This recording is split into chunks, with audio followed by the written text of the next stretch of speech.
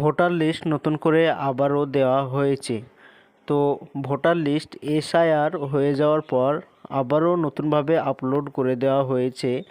Final list বের হয়েছে। এতে অনেকের নাম আছে, অনেকের নাম বাদ চলে গিয়েছে এবং অনেকের নামের পাশে স্ট্যাম্প মারা আছে, আন্ডার এডুকেশন এরকম লেখা আছে। তো আবারও নতুন করে লিস্ট প্রকাশিত হয়েছে। সাপ্লিমেন্টারি লিস্ট যেটাকে বলছে, লিস্ট 1, 2, 3 এইভাবে বের হয়েছে। যাদের নামের পাশে স্ট্যাম্প মারা ছিল এবার তাদের নামের পাশে কোনো স্ট্যাম্প মারা নেই। তো এই লিস্ট প্রকাশিত হয়েছে এবং এই লিস্টটি কীভাবে দেখবেন বিস্তারিত জানতে ভিডিওটি সম্পূর্ণভাবে দেখতে থাকুন।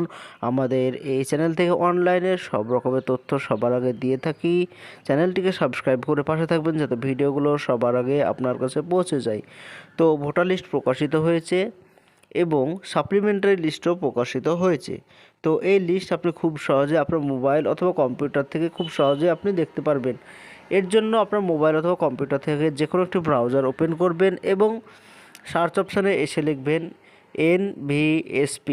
এনভিএসপি লিখে সার্চ করে দেবেন। এবার প্রথমে লেখা আছে ইলেকশন কমিশন ইন্ডিয়া লেখা, প্রথমে এই লেখাতে ক্লিক করে দেবেন। এবার এরকম একটি পেজ চলে আসবে। এটাই হচ্ছে ভোটার কার্ডের অফিসিয়াল ওয়েবসাইট। এখান থেকে ভোটার কার্ডের যাবতীয় কাজকর্ম এই অফিসিয়াল ওয়েবসাইট থেকে করা হয়। নতুন যে লিস্ট প্রকাশিত হয়েছে সেটাও এখান থেকে দেখা যাবে। তো এরকম পেজ চলে আসবে। উপরে লেখা আছে ডাউনলোড ইলেকটোরাল রোল লেখা, প্রথমে এই লেখাতে ক্লিক করে দেবেন। এবার প্রথমে রাজ্য সিলেক্ট করতে বলছে, আপনার রাজ্য আপনি সিলেক্ট করে দেবেন। এবার এখানে দেখতে পাচ্ছেন এডুকেশন সাপ্লিমেন্টারি লিস্ট 1, 2, 3 এবং ফাইনাল লিস্ট 2026 এরকম লেখা আছে। তো আপনি যে লিস্ট দেখতে চান তো সেই লিস্টে ক্লিক করবেন। পরে যে লিস্টটি বের হয়েছে সেটা হচ্ছে সাপ্লিমেন্টারি লিস্ট নম্বর 3 পরে প্রকাশিত হয়েছে, সেটাতে ক্লিক করবেন এবং আপনার জেলা সিলেক্ট করবেন, বিধানসভা সিলেক্ট করবেন, ক্যাপচার কোড দিয়ে দেবেন, নিচে বুথ সিলেক্ট করে দেবেন। এরপরে ডাউনলোড সিলেক্ট পিডিএফ লেখা আছে, এটাতে ক্লিক করে দেবেন।